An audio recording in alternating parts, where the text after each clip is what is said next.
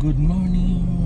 Dito tayo ngayon sa Dr. A. Santos LRT Station. Yan. Ano tayo? Hatid na naman tayo. Yan.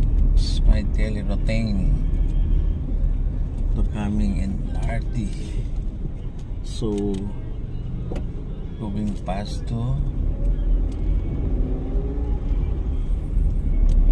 C5.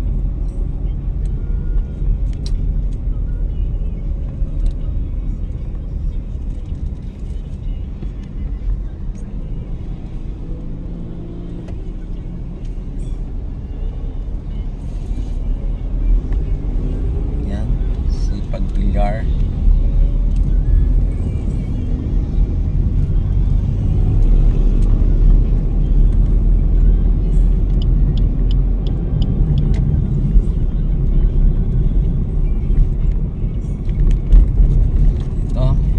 Good morning sa atin lahat, sa lahat ng mga nagla-like at nag-subscribe sa this follow me in Facebook and YouTube, Bigso 19 vlogs, at saka dito sa aking FB.